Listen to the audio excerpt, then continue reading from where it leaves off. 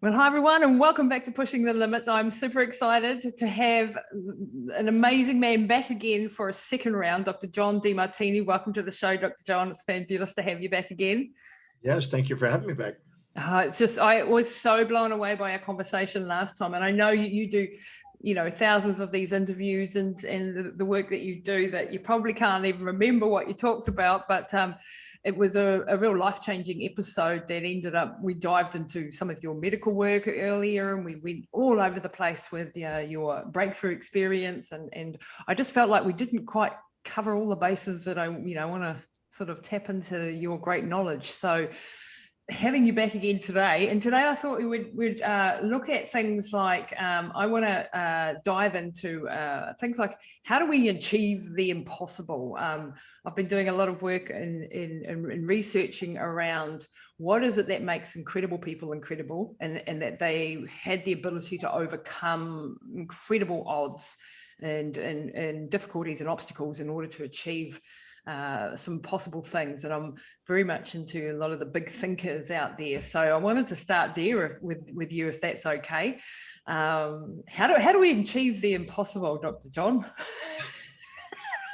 Well, I don't know if maybe that's a bit of a metaphor. The impossible is impossible, but yeah, it's a metaphor. The improbable. Yeah. When the why is big enough, the house take care of themselves. Brilliant. Yeah. When you have a big enough reason for doing something, no matter how many obstacles you face, you get up again. And there was an interview by a gentleman, I think from 60 Minutes, doing Elon Musk. And they asked him, after having 3 launches explode back to back, yeah, do you ever think about giving up? And he looked at the guy and he says, I never give up. I'd have to be incapacitated. Meaning that his mission to go to Mars is too important for any obstacle that might arise to stop him. I always say nothing mortal can interfere with an immortal vision. Wow. Yeah. And so each of us, as you know, have a set of priorities. And the very top priority is a non-negotiable. It's where human sovereignty and divine providence come together, where you feel that it's impossible for you not to fulfill it. It's your destiny. I feel that way with my mission of speaking. I just felt that was my destiny when I was 17. And I've been doing it 48 plus years now. It'll be soon 49 in a few months. Wow. So if you have a big enough reason for doing it, you'll see the challenges on the way, not in the way. It's like Edison, 1,000 ways that didn't work for the light bulb to get the light bulb. There was no option about getting a light bulb. He knew he would come up with an answer. He just kept ruling, okay, that doesn't work. Okay, next. That one doesn't work. Next. When things are lower on your value, you'll do it if there's pleasure. You'll stop doing it if there's pain. When something's high on your value, you'll do it regardless of pleasure or pain, and you'll see both of them on the way, not in the way. Mm-hmm. Yep. So there's wisdom in not doing low priority things. There's wisdom in not pursuing something that's not truly and deeply meaningful to you. People who do that build incremental momentum that reaches an unstoppable state, kind of an inertia that's unstoppable. And that's the key to extraordinary things.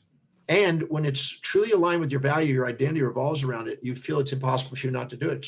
It's not an option, it's who you are.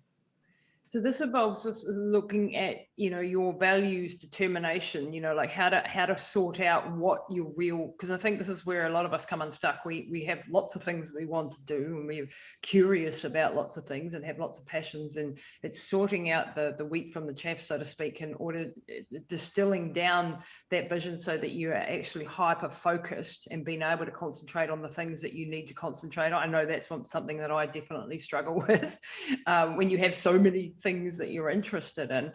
But you're very right when you say, like for me, like with my story with my mum, if you remember bringing her back from the massive aneurysm, there was a non-negotiable. We were doing it and I was going to get her back or die trying, was the attitude that I went in with.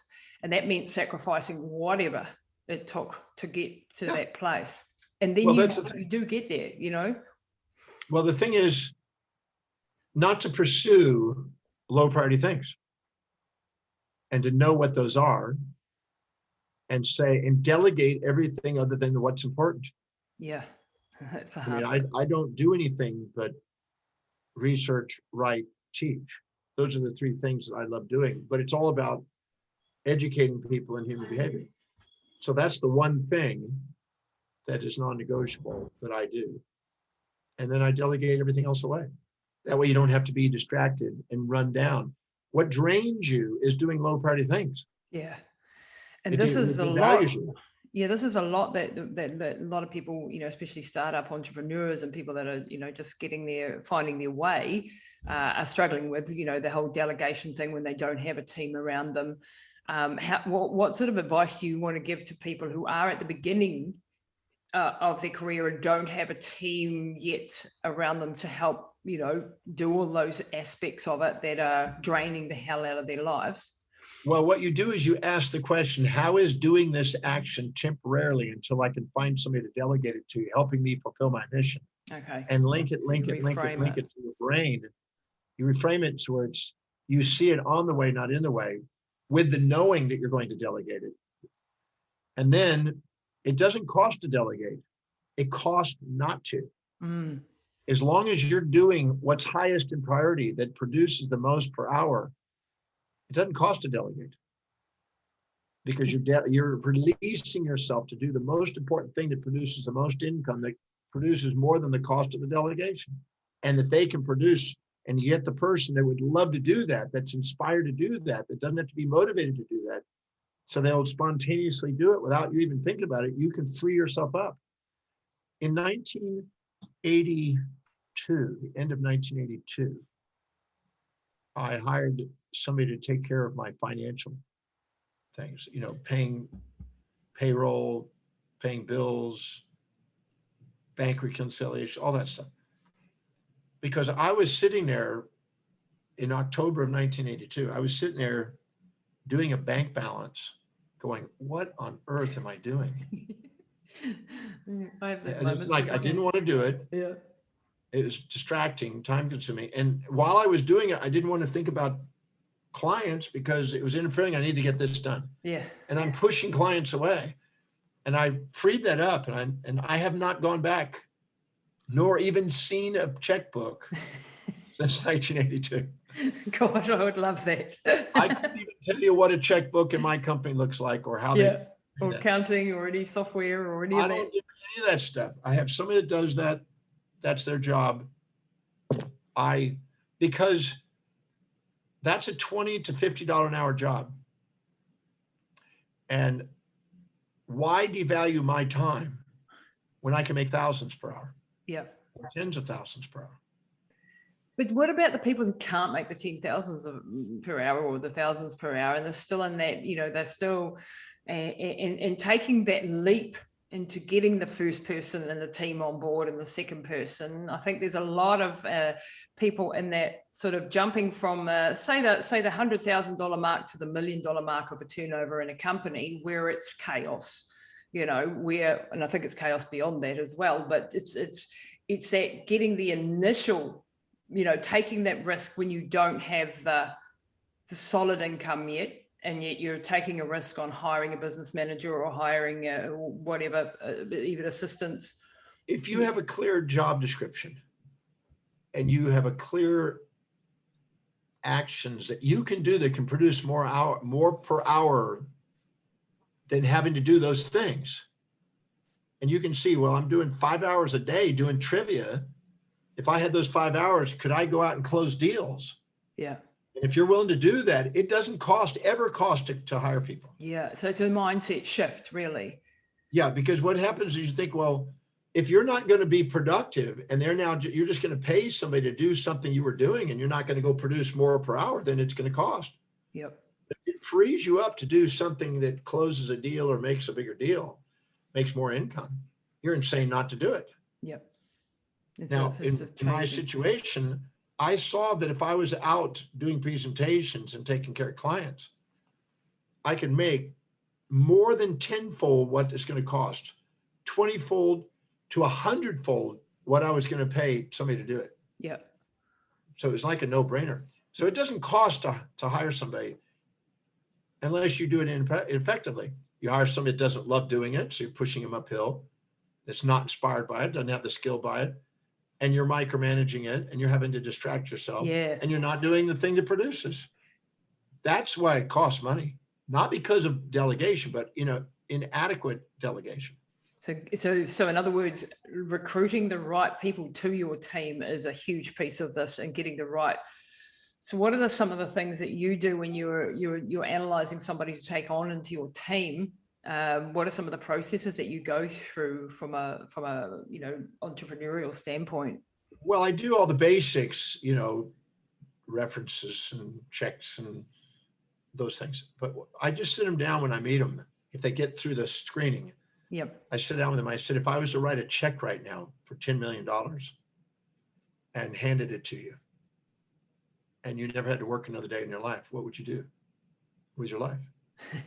If they don't say what the job is or close to it, I say, thank you very much. I walk away.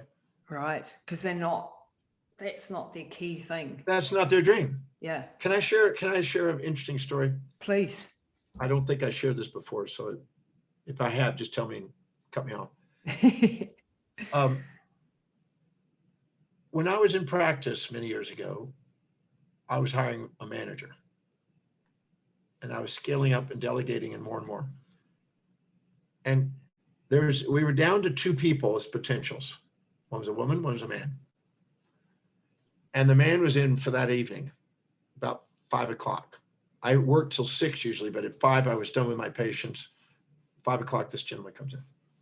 And he had passed much of the things I thought, but he came into my office. He had a little briefcase. He's about 54. Looked like a vital, energetic, enthused guy. He comes and sits down on the edge of his chair, and he says, wow, this is a great opportunity. The opportunity to work with your company would be fantastic. I'm all inspired. I said, great, I hope you don't mind, but I just got a few questions. And I had a check. This is back before I got rid of my checks. I got a check that my lady at the front organized. Yep. And I had the check in front of me, and I said, your proper name is, and I put his name on the check, and I wrote 10 million US dollars. That was a real beast. and I didn't sign it, but I just put it there.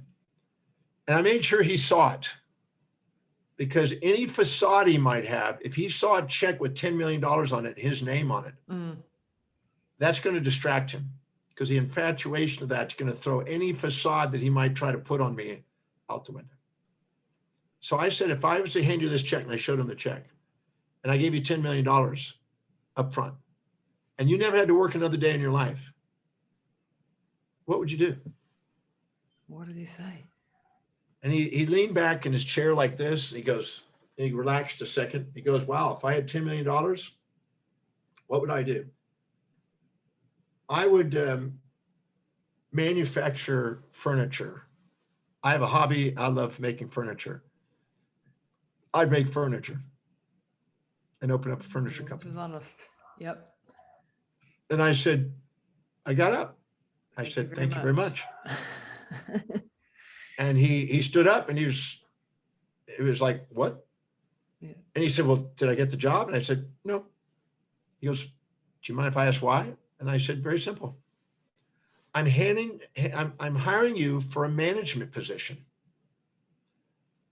You said if you had $10 million, you'd love to make furniture. If you're a great manager, how come you haven't managed your life in such a way where you can do what you love? Mm-hmm. And he just looked at me and he just paused and he goes, "That's a very good question. And I have nothing I could say except you just woke me up." Yep.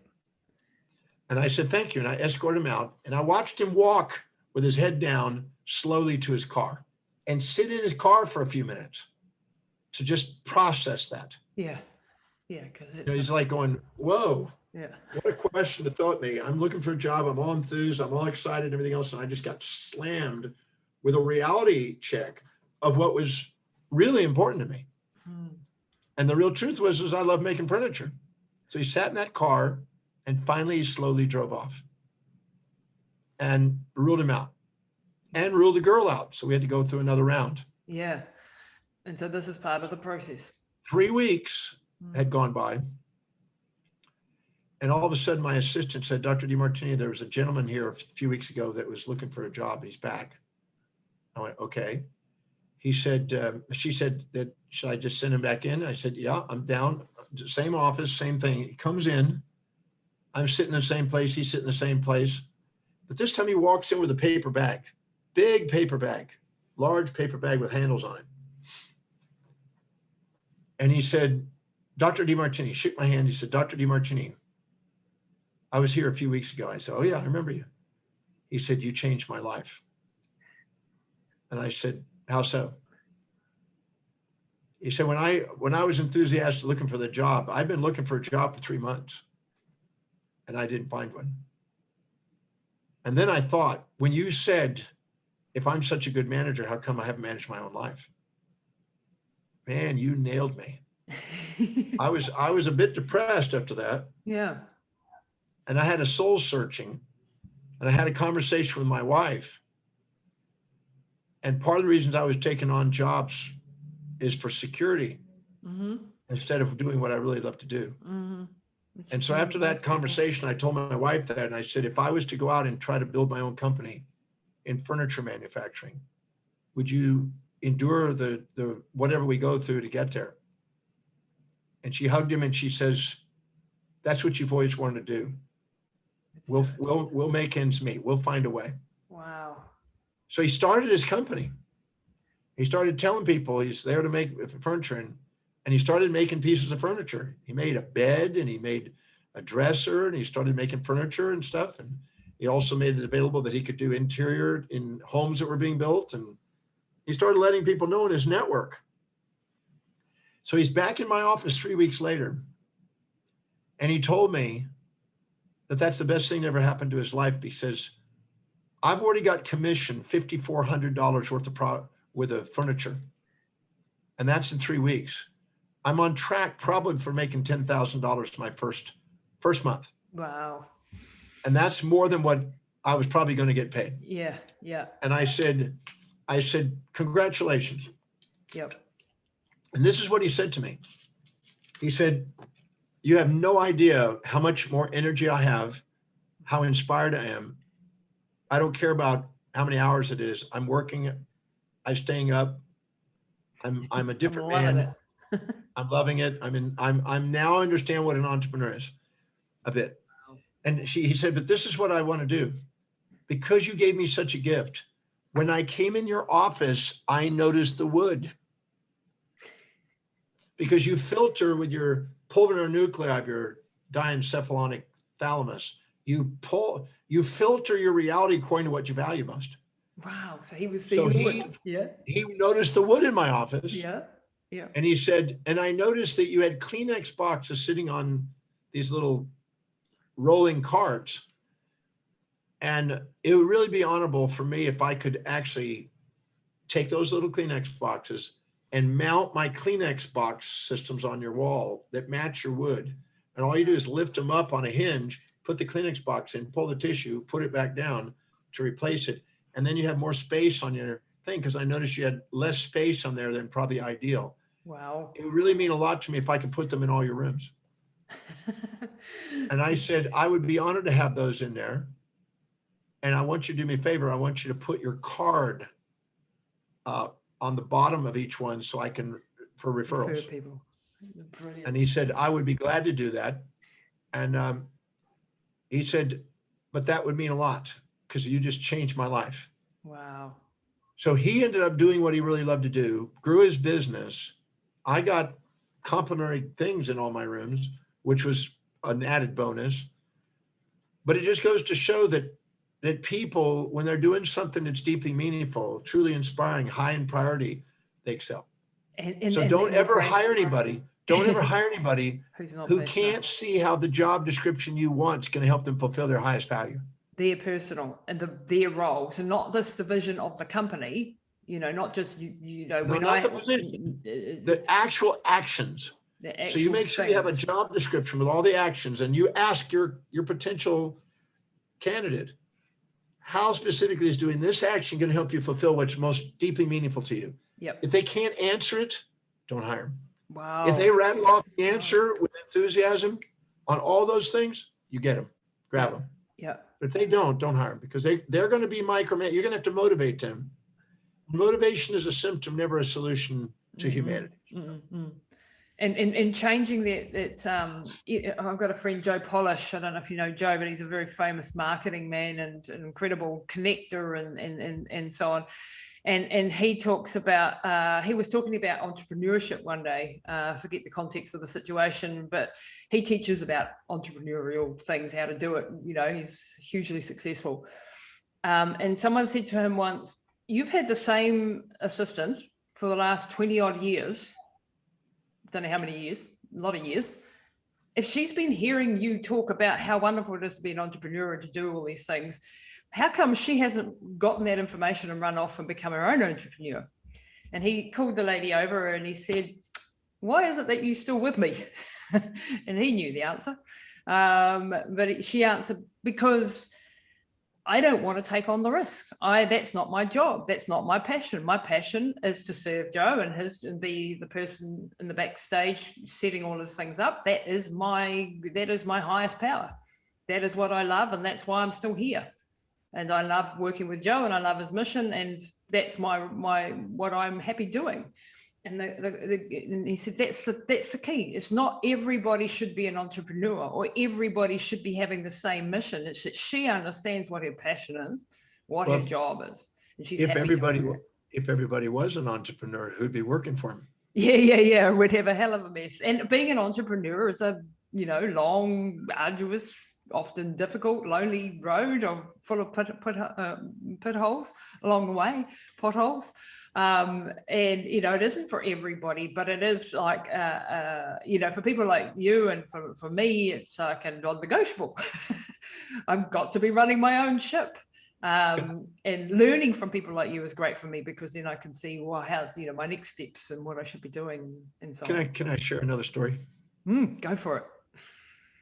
So right about the same time when I was hiring that other person, a young gentleman, late 20s, I'm guessing, mid to late 20s, came into my office and asked if he could have a meeting with me. And he worked with Yellow Pages. Now, there used to be a thing called Yellow Pages. Yeah, I remember. I'm old enough. And they were ads, telephone ads.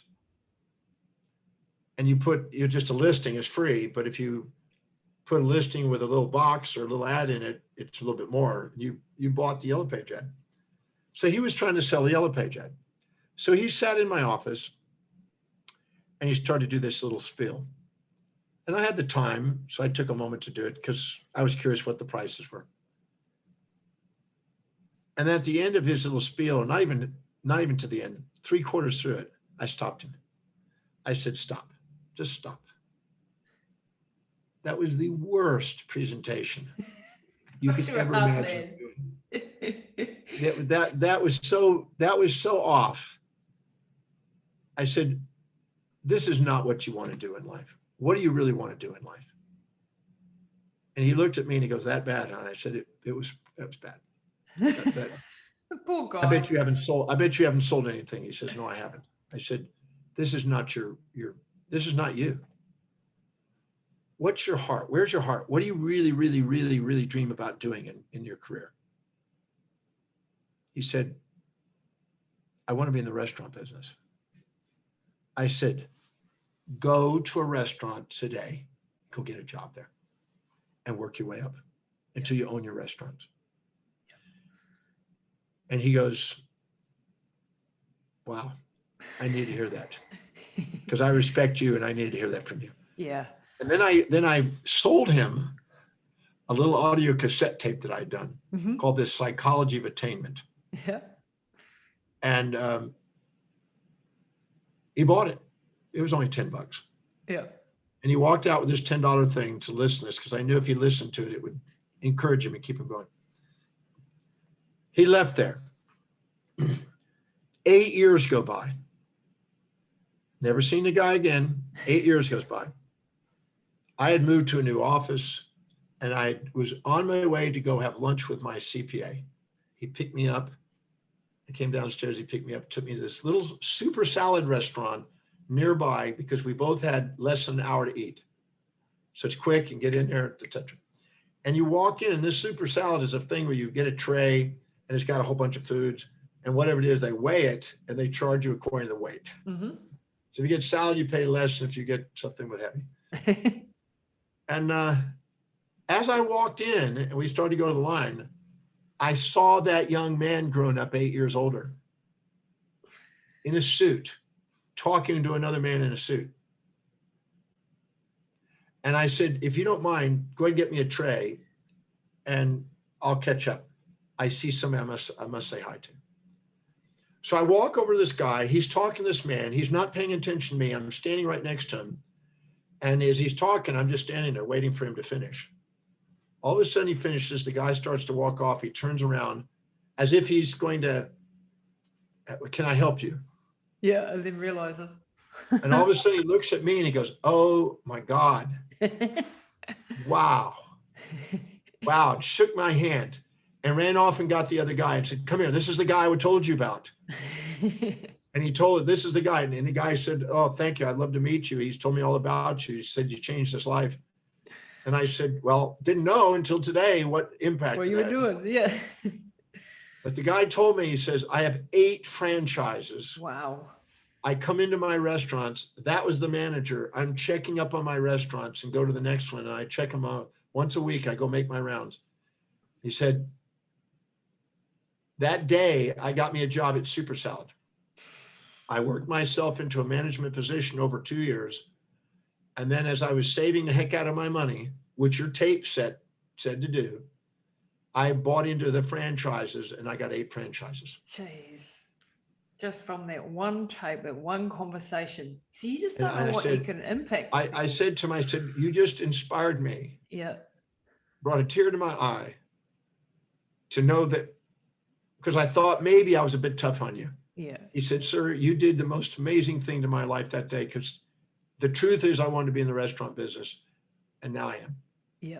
And it's, And I love it. you encouraged them basically to have faith in their dream and to do it, because everybody else, you know, like your family often, your friends often are, well, you can't leave that safe job. You know, I've had this conversation with my husband who's a firefighter, and you know, he says, like, I can never leave the fire brigade because that's what I've always done and that's how I've always, you know, and it was my passion and so on.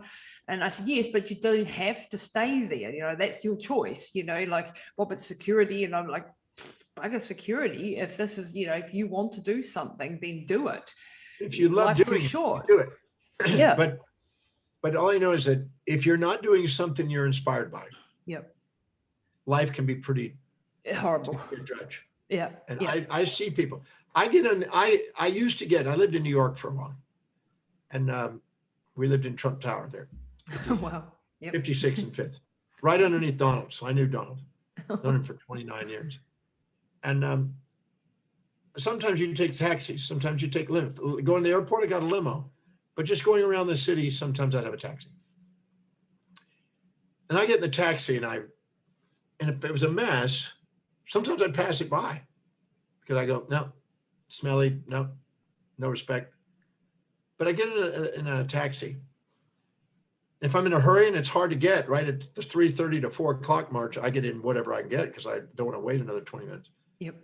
But I get in and I go, how long have you been driving a taxi?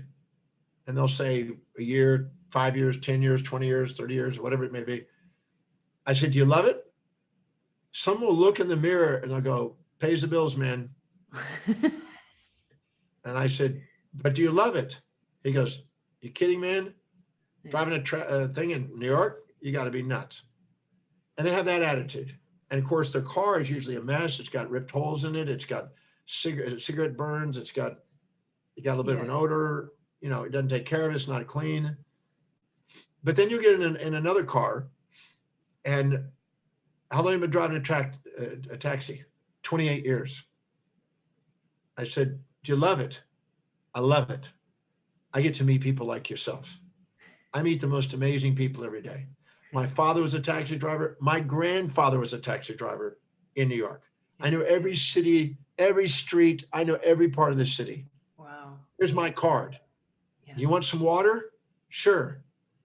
Anything you need to give me feedback about my car, please tell me. If there's something not in order, if somebody left something there, if it's dirty, whatever, let me know. I like to make sure that everybody gets a good experience in my car. Wow. Anything you want to know about the city, you just ask me. Anytime you want to go anywhere in the city, you contact me. And there's my card. I will take you. I'll make sure that you got the best thing, and I'll be on time for you. And he was just engaged, and he loved it. Yep. And of course, I got his card, and I called him. And sometimes when I was going around the city, I would use him. Yep. And he would even come back and pick me up. And that shows you that, like, doesn't matter if you're cleaning toilets or you're a taxi driver, you're the garbage disposal guy, whatever job you're doing, do it well for starters. And then, you know, that can be your mission in life, is to provide that service. It doesn't have to be taking on the world and flying to Mars like Elon Musk.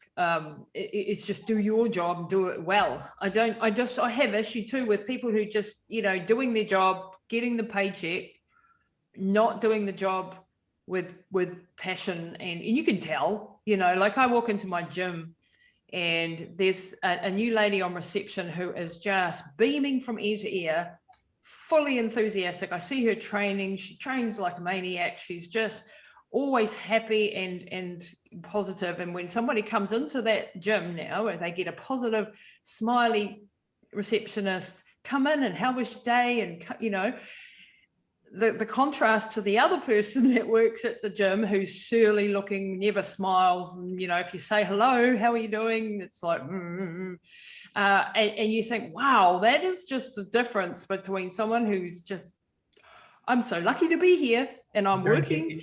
They're engaged versus disengaged. Yes. Can I share another story? Yeah. This is great. My father, I started working for my father when I was 4. And he owned a plumbing business. He wasn't a plumber, he was an engineer, but he had plumbers working for him. Mm-hmm. And my job was to clean the nipples. That may sound a little sexual, but it's actually these little pipes. Yeah. And couplings. So it's kind of like interesting. But I used to scrape them out with a brush and oil them to make sure they would be preserved, because they'll get a little rusty sitting around. Yep. And then my dad would then, every once in a while, not every day, but most of the time, would give me the opportunity to go out with the plumbers to go on calls to learn plumbing. Wow. Cool. And every once in a while he would say, well, you're going to go with Joe today. You're going to go with Bob. You're going to go with Warren. You're going to go with, and this one day he said, you're going to go with Jesse. You're going to spend part of the day with Jesse. And Jesse was a ditch digger. He was an Afro-American man that was a ditch digger.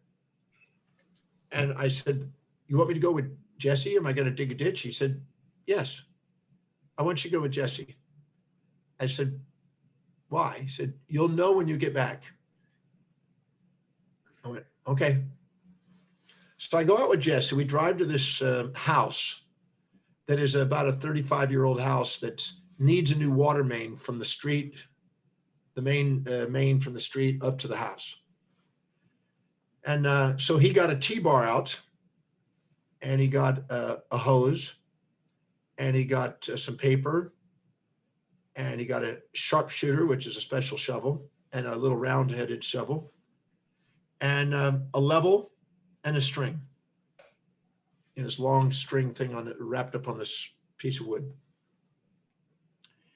and another stick. The stick had string around it where 2 sticks on either end. Yep. So you could open them up, Mhm. unravel them. And he staked one at one place, staked the other at the other place, exactly where the line's going to go. Then he took a T-bar and went down into the ground to make sure there's no roots, no rocks, no anything that might interfere with the laying of a pipe. Uh-huh. And then he watered it to make sure that you could go, and if you dug it, it was just wet enough that it wouldn't crumble if you turned a sod over. Oh, wow. And then he lined paper on one side of it. And then he showed me how to dig the ditch, and I would go down the width of the sharpshooter, which is how deep it had to go. And then we would turn it over onto the paper. And that meant that the grass wasn't even cut. It was just folded over. Oh, wow. Mm-hmm. Right. And I had a perfectly straight ditch. And then he showed me how to grade the ditch with this other little thing, and it would go on top of these sods. It wouldn't fall off into the grass. It would just be on top of the paper and on the inside. And then he took the level and he made sure that the grade was perfectly level from one place to the other, because if you have a dip in it, water will sit there and rust and it'll wear out quicker. But if it flows exactly in line, you don't get as many, rusting. So we put this pipe down, perfectly clear, perfectly graded. We leveled it, made sure it was perfectly level. We installed it to the house and to the main.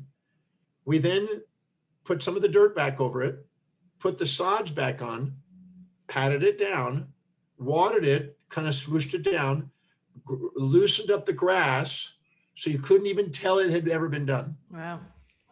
And we had a brand new water line done. And when you're done, you could not, I'm telling you, you could walk around it, you couldn't tell it was done.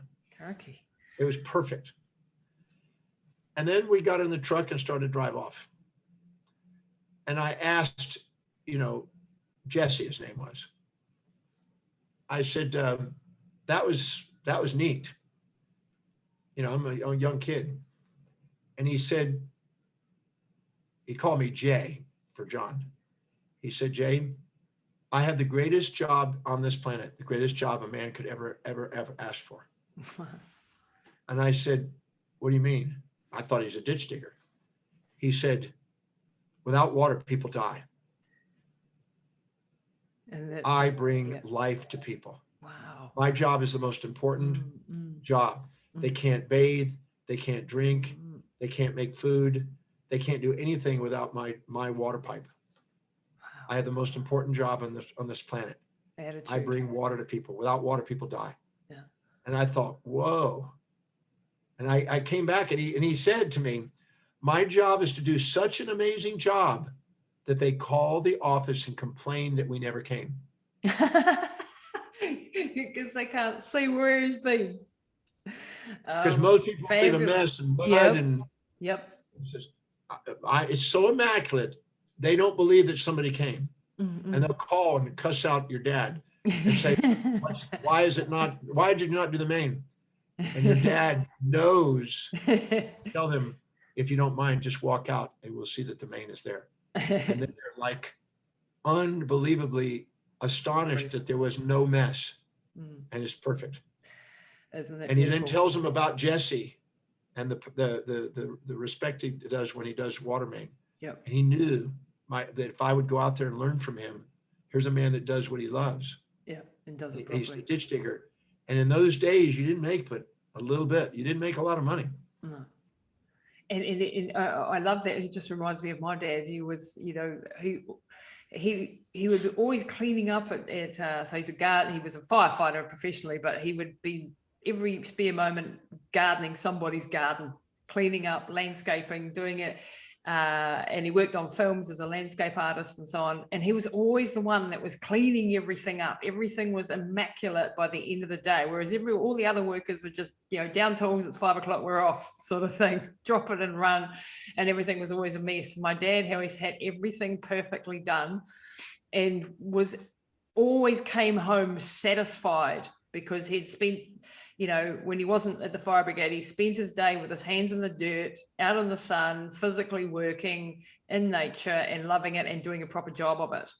Yeah. So yeah, it just reminded me, because he taught us all those sorts of things as we were growing up too, and would take us and teach us how to paint and teach us how to, Well, all of these things. the more something is high on your value that you're doing, your identity revolves around your highest value. Whatever's highest on your value, your identity revolves around. As a result of it, the pride in workmanship goes up to the degree that it's congruent with what you value most. Wow. Because you're inspired and love doing it. And it's your identity goes around it. So my identity would revolve around teaching. So I'm inspired to do teaching. I can't wait to do it. But whatever's high on an individual's values is what they're going to excel at most.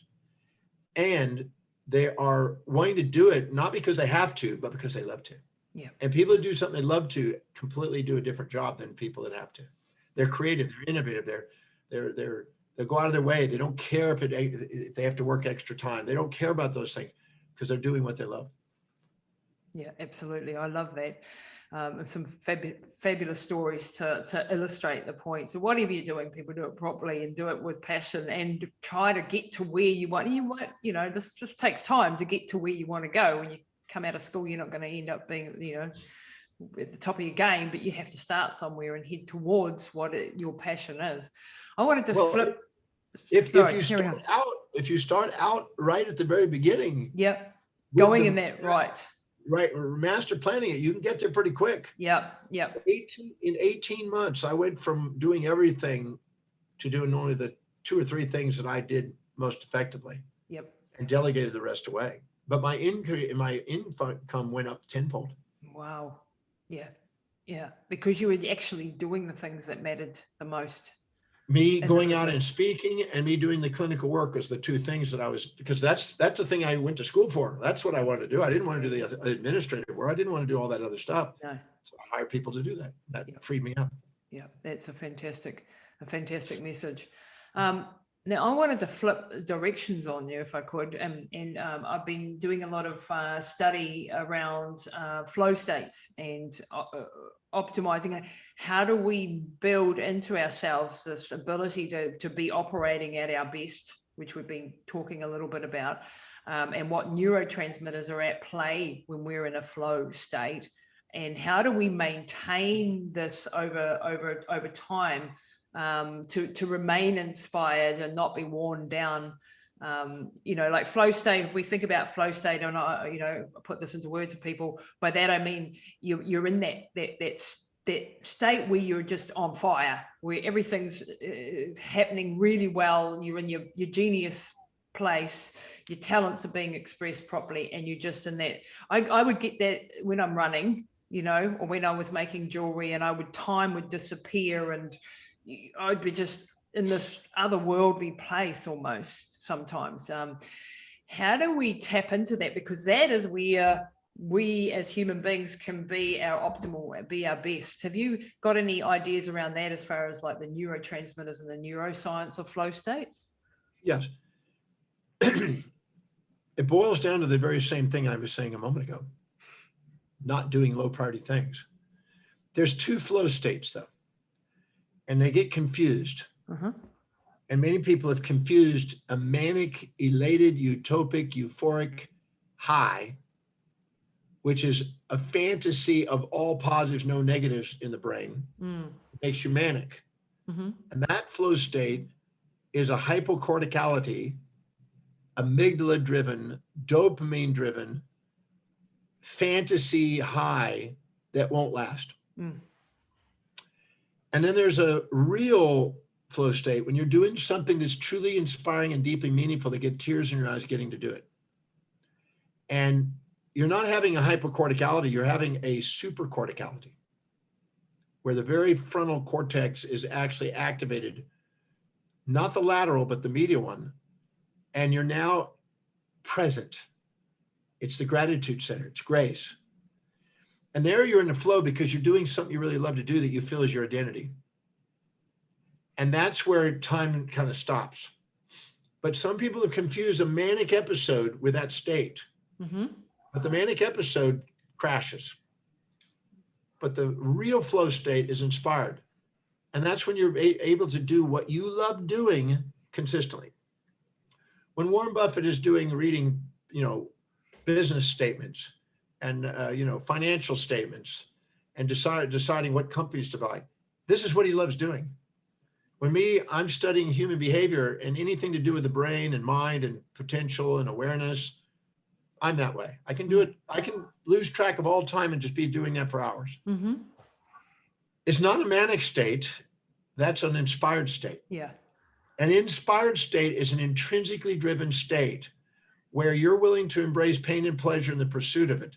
Mm-hmm. And you love tackling challenges and solving problems.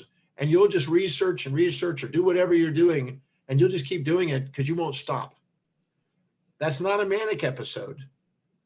Although manics can look similar, mm-hmm. there's a difference. When the manic state comes in from the dopamine, you got a high dopamine, usually a high serotonin, you got enkephalons, endorphins, but you also you're not perceiving the downsides, you're just seeing all upsides. And you're blinded by a little fantasy about what's going to happen that eventually catches you because it's not obtainable. Fantasies aren't obtainable, objectives are.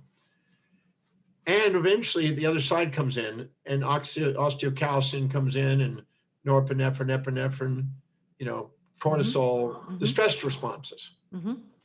Because all of a sudden your fantasy is not being met. But when you think you're going after the fantasy, just think of it this way. When you're infatuated with somebody, mm-hmm. you're kind of enamored. Yep. You're in this they can do no wrong.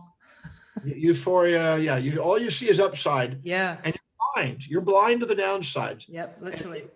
Love is blind, as they say. I'm in love. No, you're infatuated. Yes. And then when weeks go by and months go by, you start to find out, oh, I was fooled. That person I thought was there is not who I thought. And I feel betrayed. Blame that person. And you blame the person. And that's short-lived. Yeah. But when you actually know that a human being is going to have both sides, and you don't have a fantasy of one side, but you embrace both sides and know that they're a human being with a set of values. And if you can communicate and articulate what you want in terms of those values, you now have a fulfilling relationship. And it's a long-term relationship. And it's not volatile. It's not manic depressive. It's just steady. Yeah. That's the one that's the flow. That's what allows the relationship to flow. The manic thing is transient. The real flow is eternal. So it's like the difference between, being in love and infatuated and actual true, real, long-term love. Of infatuation, people confuse with love. Yes, but that's absolutely. not what love is. Yeah. If I have an expectation on you to be nice, never mean, kind, never cruel, positive, never negative, peaceful, never wrathful, giving, never taking, generous, never stingy, considerate, never inconsiderate. If I have a fantasy about who you are, and I'm high because I think I found this person, it's all one-sided. It's non-sustainable. No one's going to live that way. Yeah. But if I have an expectation, if they're a human being with a set of values, I can rely on them to do what's highest on their value and nothing more. And I respect their value. I see how it's serving my value, and I can appreciate what they're committed to and don't have any expectation except them to do what they do. They won't let me down. And I'll be grateful for them. Why didn't you tell me that when I was a 20-year-old, finding the wrong people in my life? Well, no. Relationship-wise, you're going after the wrong types of people. Anytime you go after a little infatuation, you have to pay with a broken crush, Yeah. People say I have a broken heart. No, they don't. You never have a broken heart. You have a broken fantasy. Broken fantasy. That helps you eventually. It helps you actually learn to go after what's in your heart. Yeah, and value what is really important. But gosh, wouldn't it be nice to have known that a lot sooner? So yeah, but there's no mistake so much happened because you wouldn't be doing this podcast. No. And then this is what, every piece of crap that's ever come your way in life has got an upside and a downside. Because I heard in one of your lectures talking about this, don't get ever overexcited and don't get really depressed. It's always in the middle. You put it so eloquently. It was, whenever something good happens to you, don't get overly excited about it. And whenever something bad happens to you, don't get overly depressed about it, because there's something in the middle there you're not seeing the downsides of that good thing, and you're not seeing the upsides. And I've actually integrated that now into my life. When something good, I used to have this thing, oh my God, I've this breakthrough, I've had this breakthrough and this happened to me. And then I'd be like, and then I'd go and talk about it. And, you know, because I'm a very open sort of person, and I found actually that's not good in a couple of ways, because I'm overexcited about it. I've ticked it off in my brain almost as being happened, and it hasn't. If you're overexcited, you're blind to the downside. Yep. And you think it's already happened. Like if you, like, say you meet someone, you the possible job or possible contract or something like that, and you got all excited about it because you initiated the process, but in your brain you've already ticked that box and got the job and you're off, you know, whereas that actually hasn't happened. Then you undermine it. Anytime you're elated about a job opportunity, you usually have it taken away from you. Wow. Yeah. You're emotionally unready for it. If you're really ready for the job opportunity, you're going to know what it's going to take in work-wise to be able to get paid. Wow. And so you've got the downside on you already got the downside and your objective, and you know, oh, that's going to be 28 hours of work here. And so that's not cynicalness. That's not cynicism. Yeah. That's actually realism. It's grounded objectives. Okay. And people with grounded objectives don't have job opportunities taken away from them. But people who get elated about it, brag about it, and talk about it, it almost inevitably disappears. Wow. Okay. And so you got to be looking at, like, because I've of late had, you know, a couple of opportunities come up that are possibly, you know, I'm thinking about doing, and I'm like, but that one's going to take so much work in this direction, and that means it's going to be the sacrifice there. And like the old me would have just gone, yay, let's do it, jump in. And I'm like, am I just getting old, or is this actually a better way to be? My dad taught me something as a plumbing industry. They'd say, okay, we're going to build this house and here's all the plumbing that's going to be involved in it. They'd see the plans. Mm-hmm. He'd have to do an estimate. What would it cost to produce all that, put that together? If he got elated and he didn't do his cost, by the time he finishes, he didn't make any profit. Yep. But if he does his due diligence and knows all the responsibilities, what happened if it rains? What happened if there's delays? What happened if the permits are delayed? And he puts all the variables in there and checks it all off. He then goes into the customer and says, this is what it's going to cost. And he said, sometimes a customer would come to him and say, well, yeah, but this other one came in at $10,000 cheaper. And my dad would sit there and he would say to him, he said, I want to show you something. And I guarantee you the man that comes in there $10,000 cheaper is not going to be thinking of all the variables. Yep. And you're going to end up not having the job that we're going to do. And let me make sure you understand this. You may not hire me, and that's okay. But I want to make sure you're informed so you make a wise decision. Yeah. But if you don't, you're going to go pay that side to save $10,000 and it's going to cost you an extra 10. Yep. Been there, done that. So what he did, my dad used to go through it and with a fine tooth comb explain all the different variables. And he says, now what I want you to do is go back to the other person that's giving you those things and ask them all those questions. Yeah. And if they didn't think about it, they're going to either not make money off you and they're not going to want to continue to do the work, or they're not going to do a great job because they're losing money. Or you're going to end up getting a thing done, then they're never going to want to follow up and take care of you again as a customer. Mm-hmm. So here's what it cost. And I've been doing this a long time. I know what it cost. I know what the properties. And so I'd rather you know the facts and be a little bit more and make sure it's done properly than go and save a few bucks and find out the hard way. Wow. So, but go and check. Here's the questions that go check. And they came back to my dad. Yep. When they understood that whole thing. And I think that's, you know, and this is a good thing in every part of life. You know, it's not always the cheapest offering that's the best offering, which you learn the hard way.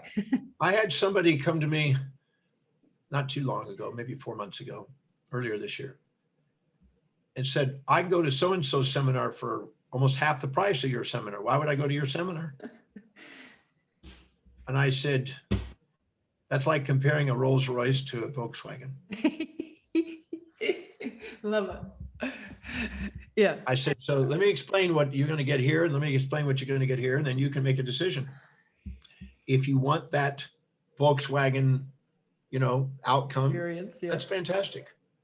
If you want a Rolls Royce, I'm the Rolls Royce. I'm going to give you something of value here. Yeah. And once you explain it and make the distinctions, people will pay the difference. Yeah, yeah. And that's, as in a business, you have to be able to stand to that as well. Like when I was a jeweler, when I started, I was a goldsmith in a previous life, and we used to make everything by hand, and it was all, custom jewelry, etc. Back before China and the mass production and huge factories and economies of scale really blew the industry to pieces.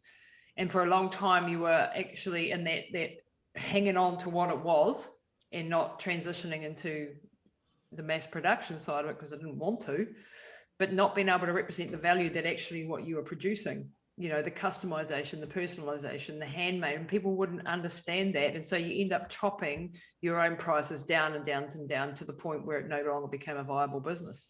And that was the state of the industry and so on and so forth. But people could not see the difference between, say, this silver ring and that silver ring, but that one's a customized, handmade, personalized piece that took X amount of hours to produce. And this is something that got spat out of a production line that 10 million other people are wearing. But people can't see the value difference. Yeah, you're responsible for bringing it to their awareness. Yes. If you've been to a sushi restaurant, they have this egg that's in layers. Have you seen this? Yep. And I noticed that to get some nigiri with some egg on it with a little seaweed wrapped around it, it was like $4 per piece. And the other sushi was like $2 at the time. And I thought, just an egg, why would it be that much? And then I watched him prepare one, and how many hours it took to prepare one of those slabs of egg. Wow. Because he had to do it in layers. Uh-huh. So he had to literally take a pan, take an egg, pour it in the egg, cook it just a certain level, and then lay that, scramble it, lay it on top, layer at a time while it's hot, and layer by layer by layer by layer, and cut it and everything else to make that thing. Wow. And I realized that is an individual egg layered piece of egg. And I realized after seeing him, I go, that's a $10 egg. This is cheap. $4. I was thinking, how the heck does he do that for $4? Yeah. I couldn't see how they make any profit out of it. Yeah. And I never questioned it after that, because I could see there's a distinction made. Yeah. And it's the same with, like with the coaching I do with the running coaching or the whatever. Oh, but so-and-so's program is X amount of dollars cheaper. And it's like, yes, but have they done what I've done? Do they have the systems that we have? Do they have you're comparing a Rolls Royce with a Volkswagen, to use your analogy. Yeah. Exactly, the apples and oranges. Yeah, but and it's hard not to come across as being arrogant when you say that, but you mean it like, just don't buy rubbish. If you get defensive, you can come off cross arrogant. Yeah. If you get informative, there's no arrogance. Yeah. You're if you actually explain the process and say, this is care about them to make sure they get the wisest decision. Yeah. And that means inform them of the differences. And then accepting where they're at, I think is not also attached to it. You're not doing it because you got to make a sale. If they don't want to, then that's fine. You're doing it because it's going to be to their advantage. Yeah. And when they see the integrity and sincerity of that, they'll buy it. Yeah. And I think that's a really good key. I wanted to just flip that. We've got to wrap it up because I know it's time to go, but just I'm really excited for some of the converging technologies that are coming our way. And I wanted just your take in the 2 minutes that we've got left. We've got AI, we've got robotics, we've got supercomputing and quantum computing and all of this sort of world of that's going to change the way that we live in the next 5 to 10 years, to change our health system, our finance system, crypto, there's everything. Are you excited about the future, or are you fearful about the future? Where do you sit on this? Because a lot of people are feeling very unsafe and unsure about all this sort of stuff that's coming. Neither. Not too high, not too low, because there's good and there's bad. I should have predicted that answer. The technologists that are optimists of the future are counterbalanced by the skeptical ecologists that dwell in the past. And for every gullible optimist, there's always a skeptical pessimist to keep things in check. So I don't allow myself to get emotionally exuberant, because I know that that's just half of the equation and the other half's going to come anyway. I look for both sides and realize there's new technologies, there's new challenges. Mm-hmm. We're seeing it right now. We've got a new COVID vaccine, right? Yeah. Yep. And there's people that are saving the day by it. They think, oh, Yeah. you're saving the day. Yeah. You got others thinking you're trying to cause death in people. Yeah. You got the optimist, pessimist on it. And the overly exuberant people that are manically elated about it in the universe have to be brought back down into grounding to show the downsides. And the downsides have to see the upsides. And when you see both sides, you're stable. Yes. If I find myself elated or depressed, I ask new sets of questions to calm down the elation, to lift up the depression and center myself so I can stay on my objective and fulfill my mission. And you think that sort of the truth always lies in somewhere in between these two polarized views of the world? If you're blinded to the downsides and you're elated and infatuated, you're not seeing what's there. So you're not actually looking at the science and what's actually You're not looking at both sides. If you see both sides and you can show both sides and you're prepared for it, you're stable, you're steady, you're objective, and you're prepared. So how do you, that's the final point that I wanted to talk about, because, you know, some of the change that's coming is going to be pretty radical. There's going to be complete industries that disappear, and there's going to be, you know, new ways of doing business, and there's all these things. How do we stay flexible enough to be able to adapt? Like I see, you know, the elderly generation, and I look at my mum and her who cannot function in this world without a kid that can pay the bills and do the thing, because they're not able to, she's not able to stay up with the technology. Well, she's able, she's choosing not to strategically. Probably. You're damn right there. I'll tell her that. She's learned helpless in this respect because she doesn't have to. If you weren't there, she wouldn't just lay on the streets. She would find someone else to do it with her, because she'd smile sweetly at them.